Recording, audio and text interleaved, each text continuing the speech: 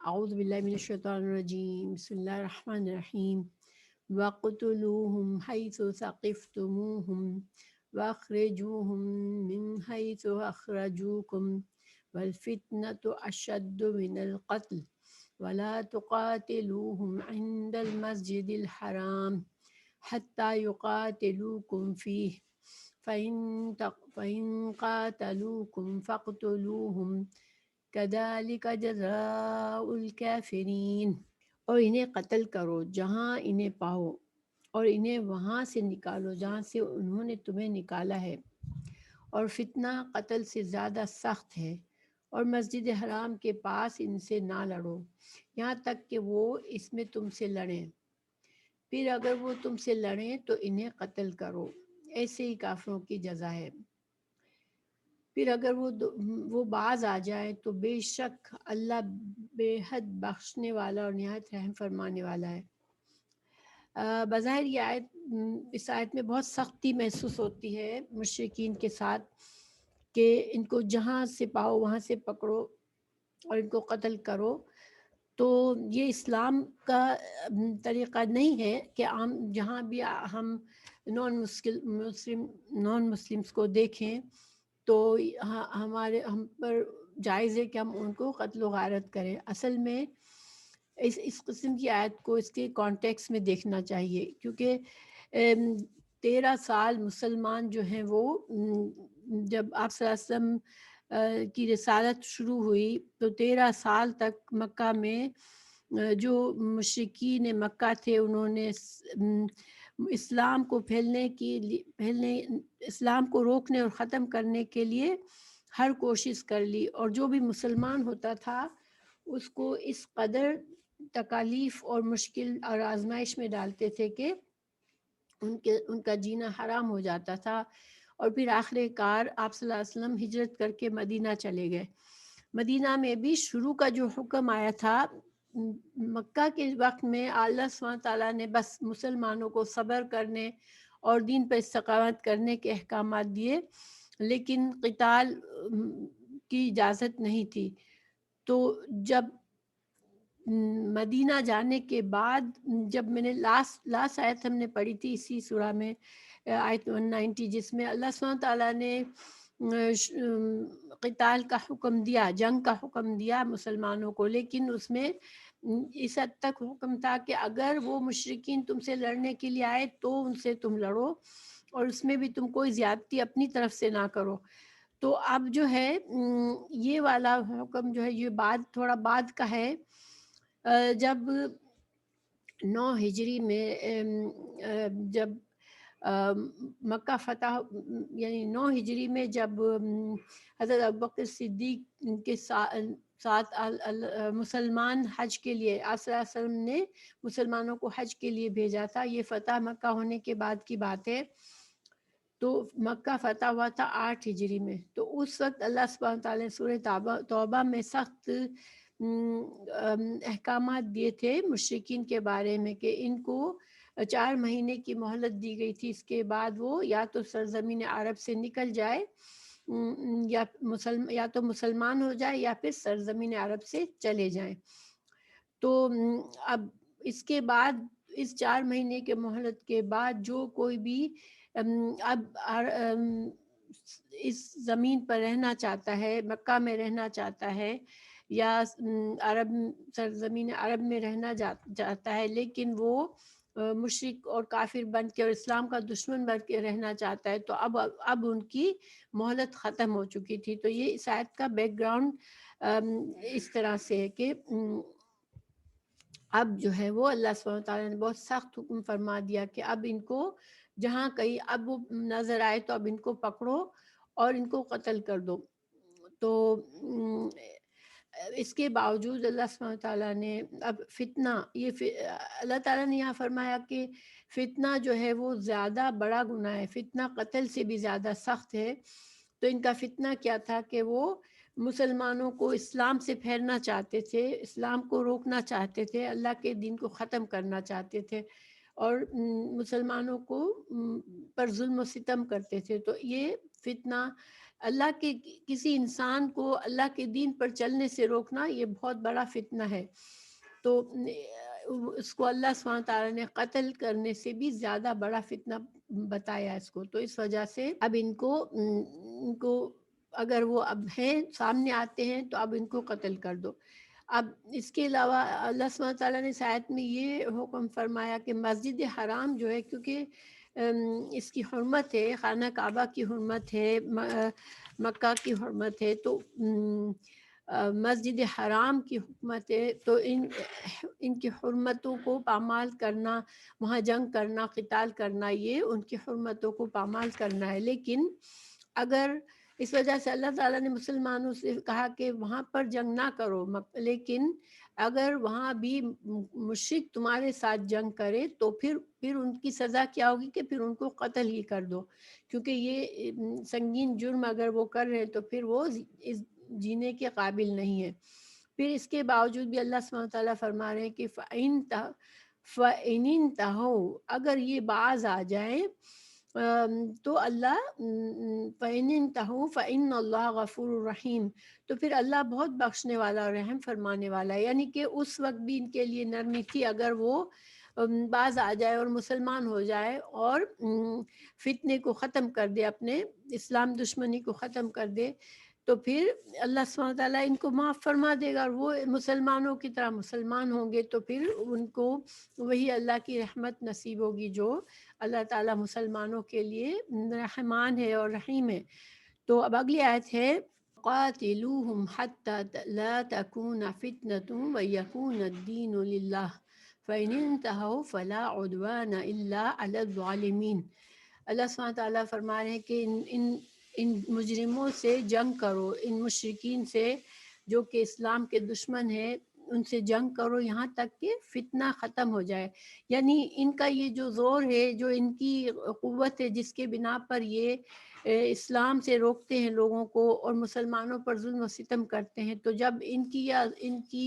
یہ قوت ختم ہو جائے، اب یہ جنگ مسلمانوں کو تنگ کرنے سے، مسلمانوں سے کے ساتھ چالیں چلنے سے باز آ جائے، تو پھر جو ہے تم ان کو قتل کرنا چھوڑو، لیکن اس وقت تک کہ اللہ کا دین غالب نہ آ جائے. دیکھیں اللہ سبحانہ تعالیٰ کی زمین پر اللہ تعالیٰ کا دین، اللہ تعالیٰ چاہتے ہیں کہ اللہ کا دین قائم ہو. کیونکہ اللہ سبحانہ تعالیٰ ہمارا خالق ہے، اسی نے جو قاعدے قوانین اور جو ضوابط ہمیں شریعت کی شکل میں دیے ہیں، اگر ان پر ہم چلتے ہیں، اللہ کے فرما بردار بن کے لوگ رہتے ہیں، تبھی دنیا میں سکون اور امن قائم ہوگا اور لوگ آرام سے رہ سکیں گے اس دنیا میں. لیکن جب تک ایسے لوگ موجود ہوں گے جو کہ اللہ کے دین کے خلاف کھڑے ہو جاتے ہیں اور وہ اپنی مرضی کے طریقے پر زندہ رہنا چاہتے ہیں اور وہ دوسروں پر بھی ظلم و ستم کرتے ہیں، تو یہ اس وقت تک جو ہے ضروری ہے کہ اللہ سبحانہ تعالیٰ کی جو بھی اللہ تعالیٰ نے جن کو اپنی چوزن امت بنایا، اللہ تعالیٰ نے ہم مسلمانوں کو اب جو ہے ہم اللہ تعالیٰ کے نے اس منصب پر رکھا ہے کہ ہماری ذمہ داری ہے کہ ہم اللہ کے اس دین کو دنیا میں رائج کریں. تو آپ صلی اللہ علیہ وسلم سے کہا جا رہا ہے کہ جب ان کا فتنہ ختم ہو جائے، ان کا زور ختم ہو جائے اور اللہ کا دین غالب آ جائے، تو پھر اب ان میں ہمت نہیں ہے، اب وہ رک گئے ہیں فتنوں سے، جھگڑوں سے، تو پھر آپ ان سے کوئی عدوان آپ کو بھی نہیں کرنا. تو عدوان کیا ہوتا ہے؟ عدوان سے مراد یہ ہوتا ہے کہ کوئی اگر تم سے زیادتی کرے تو تم اس کے مقابلے میں اس کے ساتھ ویسا ہی سلوک کرو. تو اگر وہ اب زیادتی سے باز آ جائے تو پھر تم بھی کوئی زیادتی نہ کرو ان پر. ہاں الا علی الظالمین، یعنی ظالم وہ ہوں گے پھر جو کہ اب امن قائم ہو گیا، شرک کا زور ختم ہو گیا، اب اللہ کا دین قائم ہو گیا، لیکن اس میں بھی اگر کچھ لوگ ابھی بھی باز نہیں آئے اور پھر وہ ابھی فتنہ کر رہے ہیں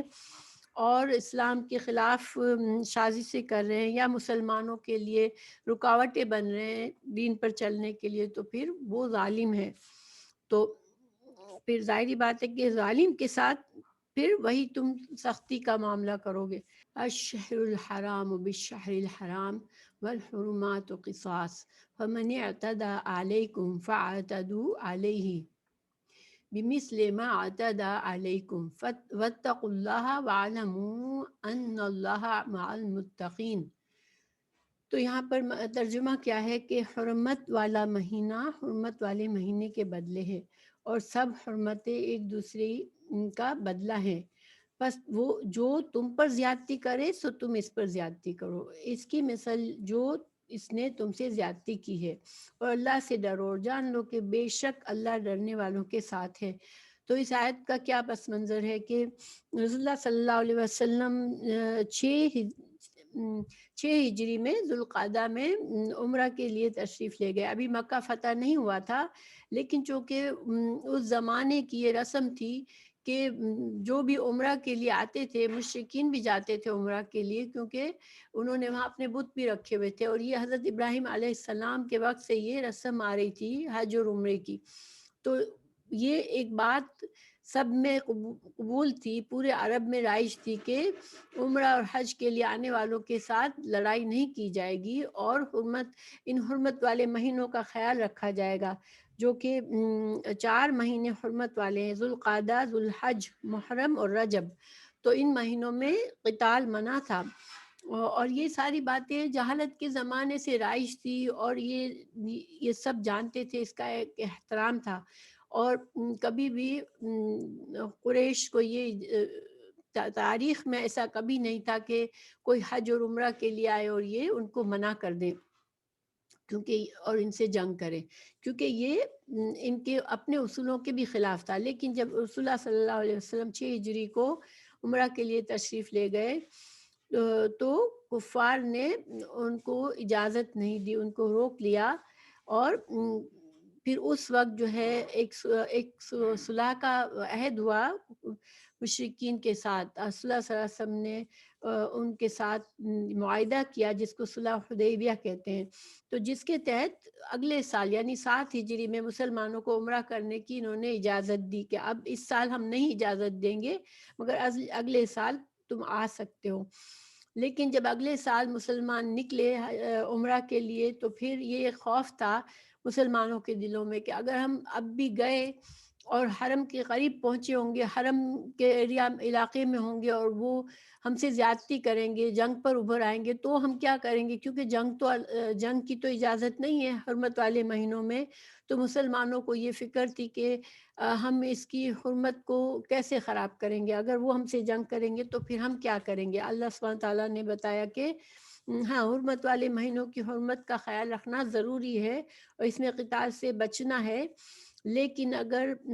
تمہارے ساتھ مشرکین یہ زیادتی کرے کہ ان حرام مہینوں کا بھی خیال نہ رکھے اور تم سے جنگ کرے تو پھر تم کو اجازت ہے۔ تو یہاں پر جو اللہ تعالیٰ نے فرمایا کہ اگر یہ دیکھیں فَمَنِ اعْتَدَى عَلَيْكُمْ فَاعْتَدُوا، یعنی اگر وہ تم سے زیادتی کرے تو تم زیادتی کر سکتے ہو، لیکن ایکچولی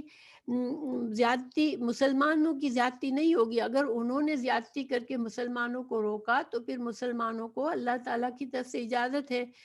کہ وہ اب بدلہ لے۔ یہ ایک بات کا انداز ہے کہ وہ اگر زیادتی کرے تو تم بھی زیادتی کرو، لیکن مطلب یہ ہے کہ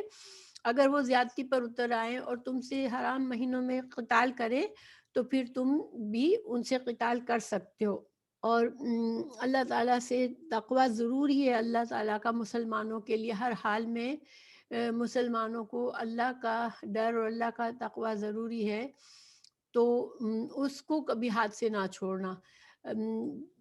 کہ تم اپنی طرف سے مسلمان کبھی کوئی زیادتی نہیں کر سکتا، چاہے وہ سامنے کافر ہو چاہے مشرک ہو، لیکن اللہ کا تقوی ضروری ہے مسلمانوں کے لیے۔ وَأَنفِقُوا فِي سَبِيلِ اللَّهِ وَلَا تُلْقُوا بِأَيْدِيكُمْ إِلَى التَّهْلُكَةِ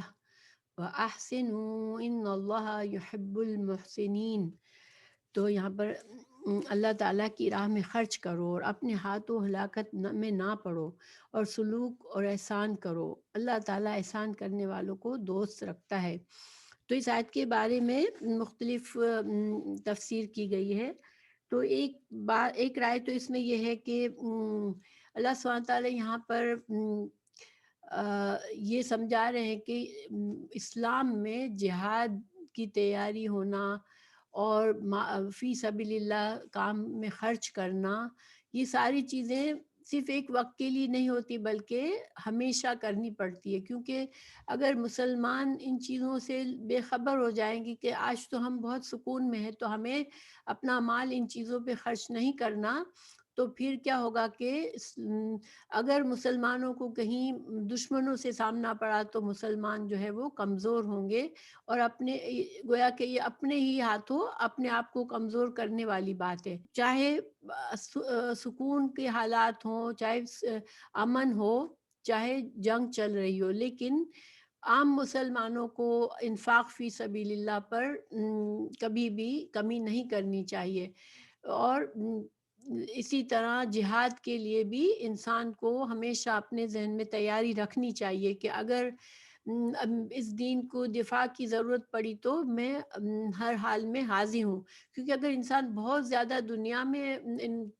مصروف ہو جاتا ہے، اپنے مال میں لگ جاتا ہے، تو پھر ان چیزوں کی محبت اسے پھر قربانی کے لیول پر وہ نہیں رہ سکتا۔ اس لیے ایک مسلمان جو ہے وہ ہمیشہ اپنی دنیا کو دنیا کے فائدوں پر، آخرت کے فائدوں پر کو ترجیح دیتا ہے، اور اللہ سبحانہ تعالیٰ کے دین کی حفاظت کو ہمیشہ سب سے زیادہ اس کو اہمیت رکھتا ہے۔ اور خاص طور سے یہ بات غور کرنے والی، اللہ سبحانہ تعالیٰ نے احسان کے درجے پر یہ کام کرنے کے لیے فرمایا ہے۔ اللہ سبحانہ تعالیٰ محسنین کو سے محبت کرتا ہے، تو احسان کا درجہ کیا ہوتا ہے کہ انسان اگر عام معنی میں دیکھے تو کسی کو اس کے حق سے زیادہ دینا یہ احسان ہوتا ہے۔ تو اب اس آیت کی روشنی میں اگر ہم احسان اگر دیکھیں تو پھر ہمیں اپنی جیسے جتنا ہمیں لگتا ہے کہ اچھا ہم اتنا کر سکتے، اس سے بھی زیادہ کوشش کر کے فی سبیل اللہ پر انسان کو توجہ دینی چاہیے، جہاد پر بھی اور مال کے اخراج پر بھی۔ تو اللہ سبحانہ تعالیٰ نے محسنین سے اپنی محبت کا یہاں پر وعدہ فرمایا ہے۔ تو اللہ سبحانہ تعالیٰ سے ہمیشہ کوشش انسان کی، ایک مسلمان کی ہونی چاہیے کہ وہ احسان کے درجے پر نیکی کا کام کرے۔ اب اگلی آیت جو ہے وہ حج سے تعلق ہے، تو اللہ سبحانہ تعالیٰ فرما رہے ہیں وَأَتِمُّ الْحَجَّ وَالْعُمْرَةَ لِلَّهِ فَإِنْ أُحْصِرْتُمْ فَمَا اسْتَيْسَرَ مِنَ الْهَدْيِ وَلَا تَحْلِقُوا رُؤُوسَكُمْ حَتَّى يَبْلُغَ الْهَدْيُ مُحِلَّهُ۔ تو ہم تھوڑا تھوڑا کر کے اس کے ساتھ ساتھ میں احکامات بتا دی جاتی ہوں کہ حج جو ہے اللہ تعالیٰ فرما رہے ہیں کہ جب حج یا عمرے کا انسان نیت کر کے احرام باندھ لے تو پھر اس کو پورا کرنا ضروری ہوتا ہے، چاہے وہ حج جو ہے وہ فرسٹ ٹائم حج ہے جو کہ فرض ہے انسان کے اوپر، استطاعت رکھنے والے انسان پر حج فرض ہے، تو اپنی فرض کی فرضی حج پوری کر رہا ہے، یا نفلی حج یعنی حج پہلے کر چکا ہے اب دوسری تیسری بار جا رہا ہے، تب بھی ایک بار نیت کر لے حج یا عمرے کے اور احرام باندھ لے تو پھر جو ہے اس کے بعد جو ہے وہ انسان اپنے احرام کو نہ اتارے، انلیس کہ کوئی وجہ سے وہ انسان کسی وجہ سے روک دیا جائے، کوئی ایسی مجبوری آ جائے کہ اب حج اور عمرہ نیت کرنے کے بعد نہ کر سکا تو پھر اسے قربانی کرنی پڑے گی۔ ایک بات یہاں پر سمجھنے کی ہے کہ بعض دفعہ جیسے ہم یہاں سے ہم دور سے کہیں سے جاتے ہیں حج کے لیے، تو بعض لوگ گھر سے احرام پہن لیتے ہیں اور پھر میقات سے گزرنا ہوتا ہے، تو میقات پر اصل میں یہ نہیں کہ گھر سے ہم نے نیت کر لی، ضروری نہیں ہے کہ گھر سے انسان نیت کر لے، میقات پر گزرنے سے پہلے میقات انسان کی نیت کرنا ضروری ہے۔ تو وہ جب نیت ہو جائے، یعنی کہ یہ نہیں کہ صرف کپڑے پہن لیے یعنی احرام باندھ لیا تو یہ کنڈیشن ہو گئی، مگر جب حج کی نیت کر لی تو اس کے بعد کوئی رکاوٹ آ گئی اور حج نہ کر سکے انسان، یہ حکم جو ہے وہ ان کے لیے ہے، ٹھیک ہے، کہ حج یا عمرے کا احرام باندھنے کے بعد پھر اس کو پورا کرنا ضروری ہے۔ اگر کسی وجہ سے نہ کر سکے انسان تو پھر کیا ہے، تو یہ اللہ سبحانہ تعالیٰ نے آگے بتایا کہ ولا تحلقوا رؤوسکم حتی یبلغ الہدی محلہ. تو اب فمن کان منکم مریضا او بہ اذن من رأسہ ففدیۃ من صیام او صدقۃ او نسک. تو یہاں پر اس میں جو ہے اگر راستے میں دشمن یا بیماری کی وجہ سے رکاوٹ ہو گئی تو پھر کیا ہے کہ ایک جانور کی قربانی کرنی پڑے گی، چاہے وہ بکری ہو یا پھر گائے یا اونٹ کا 7واں حصہ ہو، جو بھی انسان کو میسر ہو اس کی قربانی کرنی پڑے گی. اور جہاں پر وہ رک گیا، راستے میں جہاں پر وہ رک گیا وہیں پر اس کو ذبح کر لے اور سر منڈوا لے اور پھر اپنا احرام اتارے. رسول اللہ صلی اللہ علیہ وسلم جب حدیبیہ کے عمرہ کے لیے گئے تھے تو ان کو جب مشرکین نے روک لیا تو انہوں نے یہی عمل کیا تھا کہ وہیں پر انہوں نے اپنی قربانیاں ذبح کی تھی اور پھر اس کے بعد جو ہے وہ اپنے سر منڈوا کر احرام کو اتارا تھا. جو انسان اگر بیمار ہے، اگر اس کو سر منڈوانا پڑتا ہے، اس کے بالوں میں کوئی بیماری ہے، سر میں کوئی ایسا مسئلہ ہو گیا کہ اس کو بال اتارنا ضروری ہو گیا اور ابھی اس نے اپنے حج کے مکمل نہیں کیا ہے، تو پھر اس کے اوپر پھر کیا ہوگا کہ اس حالت میں اس کو اس کا دم دینا پڑتا ہے. تو اس کا فدیہ کیا ہے کہ یا تو وہ روزے رکھ لے یا پھر صدقہ دے یا پھر قربانی کرے. ان تینوں میں سے کوئی کام ہو سکتا ہے. تو ایسے میں یا تو وہ 6 مسکینوں کو کھانا کھلا دے یا ایک بکری ذبح کرے، ٹھیک ہے. اور اگر یہ چیزیں نہیں کر سکتا تو پھر 3 دن کے روزے رکھ لے. اب روزے کہاں رکھے گا وہ، کہ یا تو وہ وہیں پر رکھے گا یا اپنے گھر جا کے، تو اس کے بارے میں اختلاف ہے. جسے قربانی ہے وہ اس مکہ ہی میں پہنچانی ہوتی ہے. سر منڈوانا جو ہے وہ حج کے دوسرے مناسک پورا کرنے کے بعد ہوتا ہے. لیکن اگر اس سے پہلے کسی کو تکلیف ہے سر میں اور اس کو بال منڈوانا ضروری پڑ گیا تو پھر وہ کیا کرے کہ اس کو فدیہ دے. فدیہ میں کیا ہے کہ یا تو 6 مسکینوں کو کھانا کھلائے یا ایک بکری ذبح کرے یا پھر اگر یہ دونوں کام نہیں کر سکتا تو 3 دن کے روزے رکھ لے. تو اب روزے جو ہے وہ جہاں ہے وہاں روزے رکھ سکتا ہے. اب فدیہ بکری کی قربانی کرنا اور مسکینوں کو کھانا کھلانا، اس کے بارے میں اختلاف رائے ہے کہ یا تو وہ جہاں پر ہے وہیں پہ کر لے یا پھر اس کو بھی حرم شریف میں پہنچانا ہوگا. تو لیکن ان تینوں میں سے ایک کام اس کے لیے ضروری ہے. اور یہاں پر یہ ضروری ہے سمجھنا کہ دیکھیں 2 کنڈیشنز یہاں بتائی گئی ہیں. ایک تو ایک انسان گھر سے نکلا، نیت کی، حج کی، احرام باندھا اور پھر کسی وجہ سے حج یا عمرہ کر ہی نہ سکا تو اس کے لیے وہ جہاں پر رک گیا وہاں پر اپنے بال منڈوا سکتا ہے، قربانی کر سکتا ہے اور پھر اس عمرے یا حج کی قضا اگلے سال کر سکتا ہے، بعد میں کر سکتا ہے. تو یہ اس کا حکم ہے. لیکن جو دوسرا حکم ہے جو بال منڈوانے والا، کہ بیماری کی وجہ سے انسان بال منڈوا رہا ہے، وہ ایسا شخص ہے جو اپنا حج اور عمرہ پورا کرتا ہے، اس کو کوئی رکاوٹ نہیں آئی ہے، لیکن حج اور عمرے کے مناسک پورے ہونے سے پہلے اس کو بال منڈوانا پڑ رہا ہے تو پھر اس کو فدیہ دینا پڑے گا. اور پھر فدیہ میں اس کے لیے چوائسز ہیں کہ 6 مسکینوں کا کھانا، ایک بکری کو ذبح کرنا، یا پھر ایک بکری کو ذبح کرنا یا پھر 3 روزے رکھنا. تو انشاءاللہ یہ اب کلیئر ہوگی بات. اب اگلا ٹکڑا ہے فَإِذَا آمِنْتُمْ فَمَنْ تَمَتَّعَ بِالْعُمْرَةِ إِلَى الْحَجِّ فَمَا اسْتَيْسَرَ مِنَ الْهَدْيِ فَمَنْ لَمْ يَجِدْ فَصِيَامُ 3 أَيَّامٍ فِي الْحَجِّ و7 إِذَا رَجَعْتُمْ تِلْكَ عَشْرَةٌ كَامِلَةٌ ذَلِكَ لِمَنْ لَمْ يَكُنْ أَهْلُهُ حَاضِرِي الْمَسْجِدِ الْحَرَامِ. تو یہاں پر اب جو حکم ہے وہ امن کے حالات میں انسان حج یا عمرہ کر رہا ہے تو اس کے بارے میں. تو حج جو ہے وہ اس کی 3 اقسام ہیں، ٹھیک ہے. یہاں پر حج کے جو ایک ہے حج قران اور دوسری ہے جو حج تمتع ہے، اور ایک جو ہے حج جس میں انسان جو ہے حج اور عمرہ دونوں ساتھ کرتا ہے ایک ہی احرام میں۔ حج قران، حج افراد جو ہے وہ اس کی تفصیل یہاں پر نہیں ہے، لیکن میں بتا دیتی ہوں۔ یہ آیت ہے وہ حج تمتع کے لیے، حج تیسری قسم کے لیے۔ تو حج قران کیا ہے کہ انسان جو ہے صرف حج کی نیت کرتا ہے، عمرے کی نیت نہیں ہوتی، اور یہ عام طور پر یہ والی حج جو ہے وہ اس ایریا میں، حرم کے ایریا میں یا مکہ میں رہنے والے اس طرح کے صرف حج کی نیت کرتے ہیں، ان کو عمرہ کی نیت ساتھ نہیں کرنی ہوتی۔ لیکن جو لوگ دور سے جا رہے ہوتے ہیں، اب اس میں اگر دو طرح کی حج ہو سکتی ہے، ایک میں انسان حج اور عمرے کی ساتھ نیت کرتا ہے، اور ایک ہی احرام میں حج اور عمرہ پورا کرتا ہے۔ اب تیسرا جو طریقہ ہے حج تمتع، جو کہ عام طور پر ہم دور سے جانے والے کرتے ہیں، تو اس میں کیا ہوتا ہے کہ عمرے کی نیت الگ ہوتی ہے، پھر عمرہ کرنے کے بعد جو ہے وہ انسان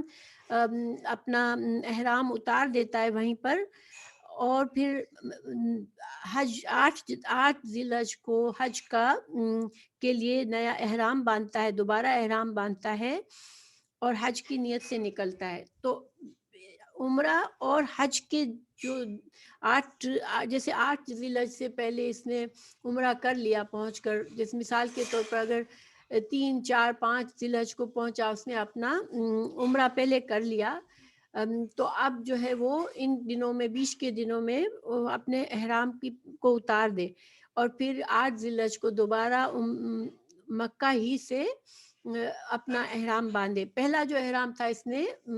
وہ میقات پر باندھا تھا جب وہ آ رہا تھا حج یا عمرے کے لیے۔ تو اب جو دوسرا احرام جو حج کے لیے احرام باندھے گا، وہ مکہ ہی سے پھر دوبارہ باندھ لے گا۔ اور تو گویا کہ یہاں پر یہ فائدہ، تمتع کا مطلب ہوتا ہے فائدہ اٹھانا، تو اس نے گویا کہ ایسے شخص نے جس نے حج تمتع کیا، اس نے گویا کہ ان تھوڑے دنوں کا فائدہ اٹھایا اور احرام کو بیچ میں سے احرام کی پابندیوں سے خود کو اس نے آزاد کیا، تو یہ ایک طرح سے فائدہ اٹھایا۔ تو یہ جو حج تمتع ہے، اب حج قران اور حج تمتع کرنے والے کے لیے ایک قربانی ہوتی ہے ضروری، چاہے وہ ایک بکری کی قربانی کرے یا اونٹ کا یا گائے کا 7واں حصہ، لیکن ان دونوں کے لیے قربانی ہوتی ہے۔ جو حج اور عمرہ دونوں ساتھ کرتے ہیں، لیکن جو صرف حج کرتے ہیں ان کے لیے قربانی نہیں ہے۔ اب قربانی جو ہے وہ 10 ذی الحج کو ہوتی ہے، عرفات کے دن کے بعد۔ تو لیکن اگر کس نے حج تمتع کیا یا حج قران کیا، لیکن اس کے پاس قربانی نہیں ہے، وہ یا تو قربانی کے پیسے نہیں ہے، قربانی نہیں کر سکتا، تو پھر کیا کرے کہ اس کو پھر روزے رکھنے ہوں گے۔ روزے کس طرح سے کرنے ہوں گے کہ وہ 3 روزے جو ہے وہ ایام الحج میں کرے گا۔ اب ایام الحج میں کس طرح کر سکتا ہے؟ کیونکہ عرفات والا جو دن ہوتا ہے 9 ذی الحج، وہ حج کا دن ہوتا ہے، اس میں روزہ نہیں رکھا جا سکتا، تو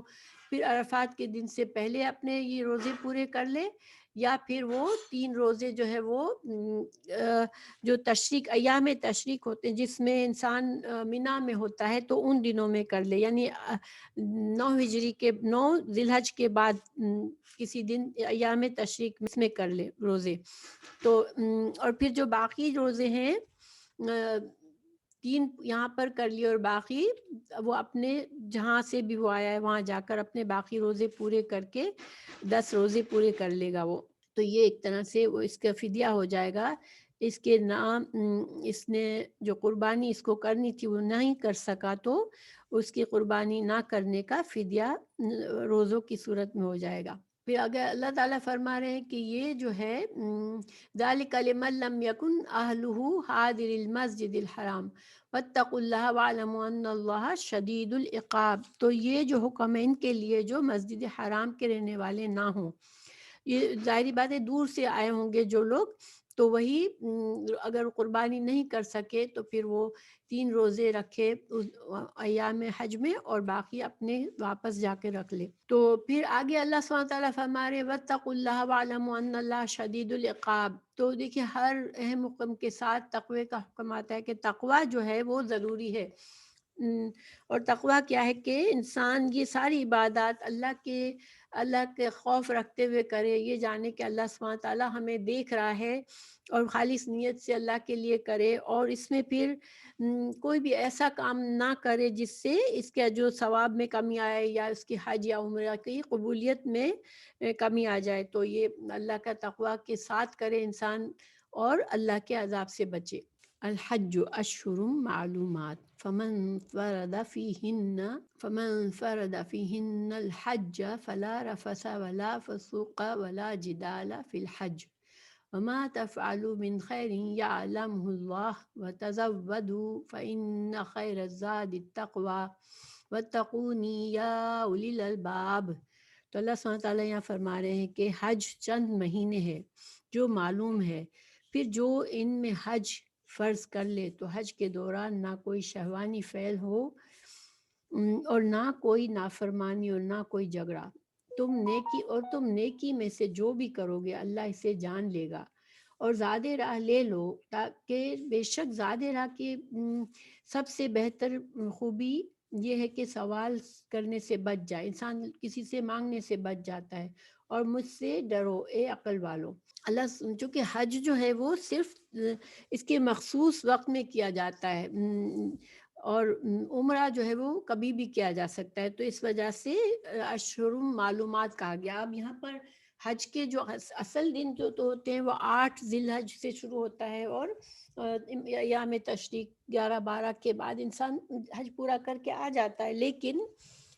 یہاں پر مہینے کیوں بتائے گئے ہیں کہ مہینے ہیں؟ کیونکہ ظاہری بات ہے کہ ہمیشہ کے لیے اللہ قرآن جو ہے وہ ہمیشہ کے لیے ہے. تو ایک زمانہ یہ بھی تھا کہ مہینوں دور کے سفر سے انسان آتا تھا، اور اب بھی ہو سکتا ہے کہ ایسے حالات کبھی ہو جائے. تو